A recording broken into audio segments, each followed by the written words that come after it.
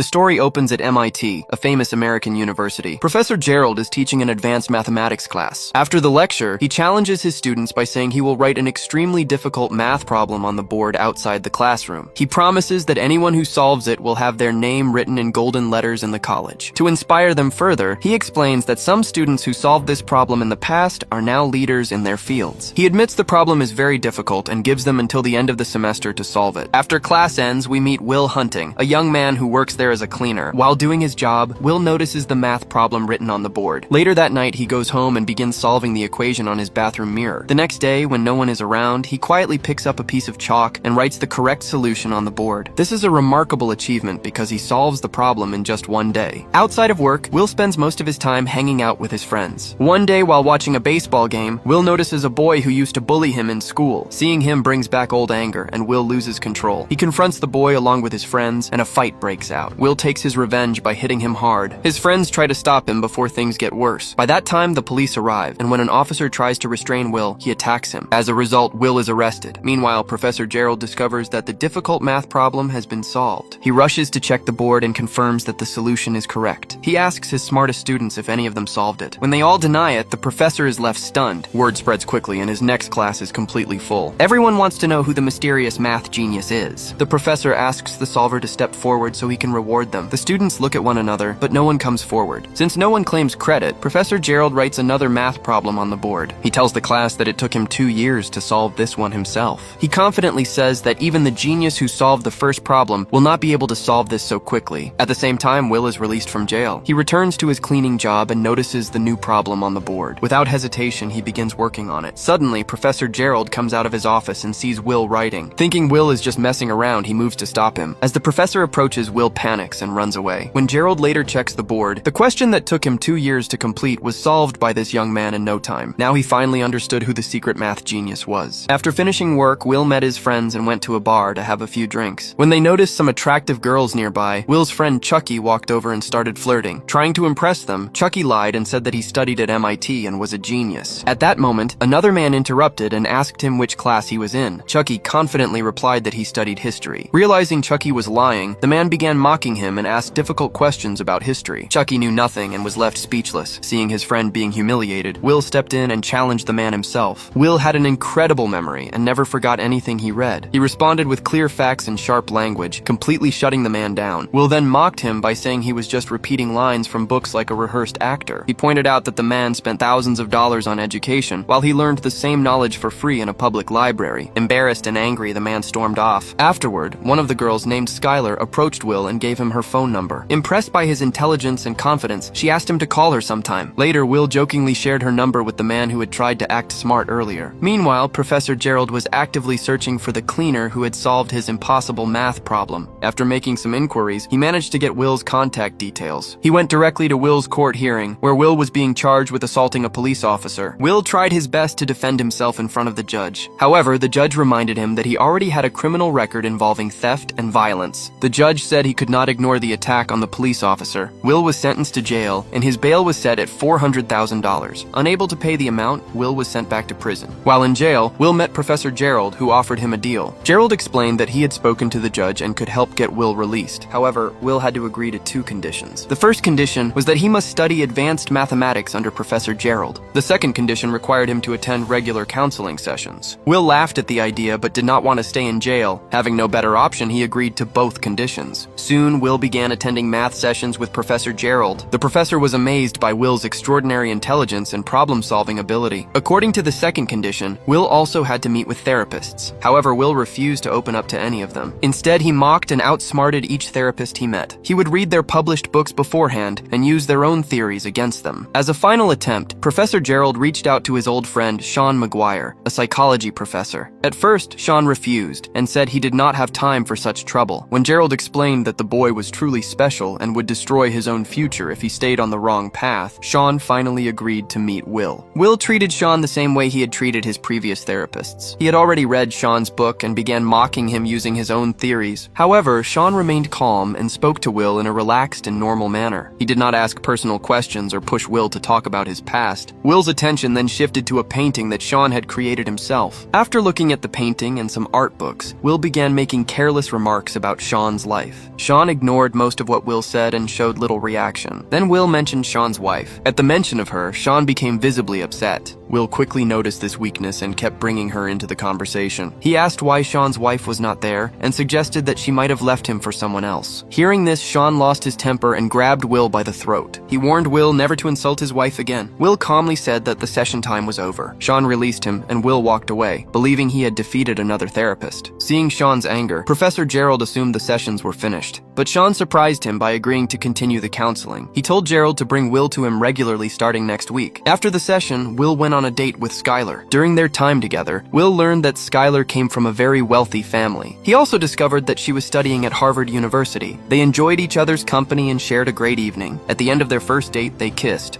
The following week, when Will returned for another session, Sean suggested they talk outside. He took Will to a park and began a serious conversation. Sean told him that he had thought deeply about everything Will had said earlier. He explained that Will behaved like a child who did not fully understand his own words. He also pointed out that Will could be rude at times. Sean told him that he understood why Will avoided opening up. He said that fear was probably the reason. He warned Will that if he never spoke honestly, he would eventually lose the good things in his life. The next day, Will went to work at a construction site with his friend Chucky. He tried calling Skylar, but she seemed distant and hesitant to talk. During Will's third therapy session, neither he nor Sean said a single word. They sat in silence for the entire hour. The fourth session started the same way, with complete silence. Eventually, Will broke the silence by telling a joke. Taking this as a sign, Sean gently asked if Will had a girlfriend. Will told him about Skylar and explained that their first date was perfect. He also admitted that now they were barely talking. When Sean asked why, Will said that Skylar was too good for him. He believed that if the relationship continued, everything would fall apart.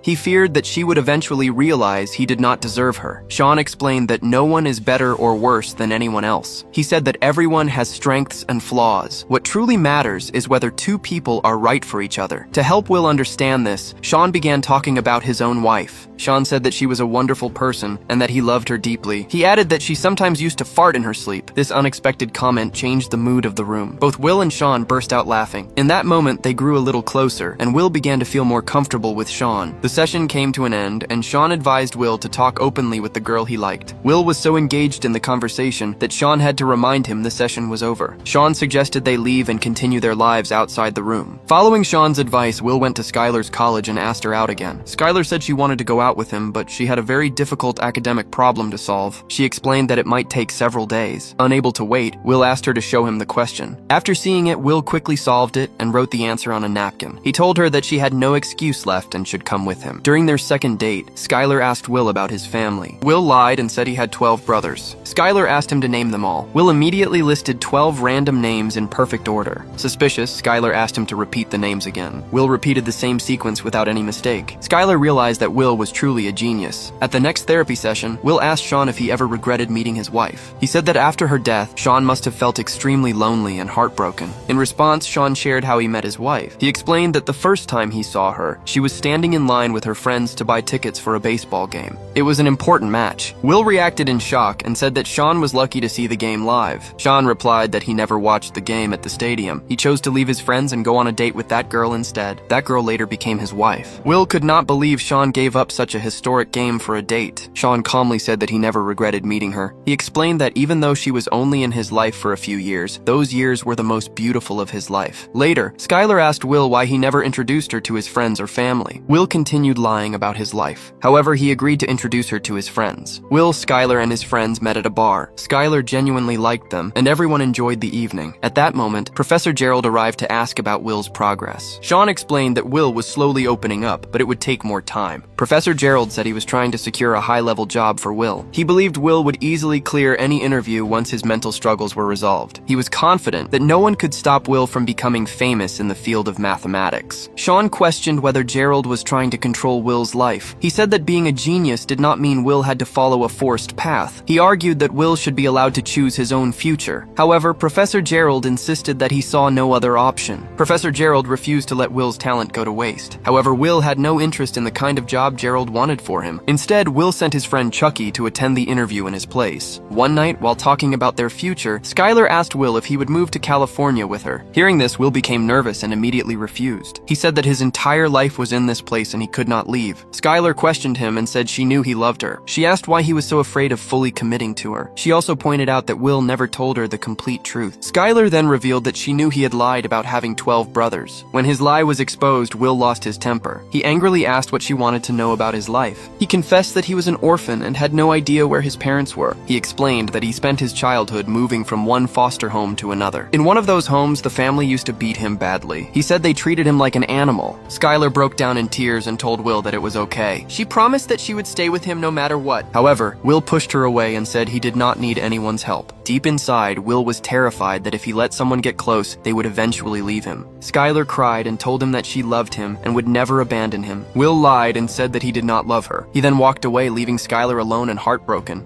After this, and due to Professor Gerald's pressure, Will finally agreed to take the job interview. However, when he went to the interview, he showed no real interest in getting the job. During a therapy session, Sean asked Will who he trusted the most in his life. Will replied that he trusted his friend Chucky. Sean agreed and said that Chucky was like a brother to him. He explained that Chucky would even risk his life for Will. However, Sean pointed out that a person cannot spend their entire life relying only on friends. Sean then asked Will how he planned to earn a living. Will replied that he would work as a daily wage laborer. He said he was skilled at construction and could do that work forever. Sean explained that labor work had become Will's comfort zone. He said Will was afraid to step outside of it. Sean warned that this fear would stop Will from living a better life. Instead of forcing Gerald's job choice on him, Sean asked Will what he truly wanted to do with his life. Will joked that he wanted to herd sheep and goats. Realizing Will was not being serious, Sean became firm. He told Will that he did not want to waste his time. He said that if Will could not answer honestly, he should leave. This made Will angry and he started shouting at Sean. Sean calmly asked him again what he wanted to do with his life.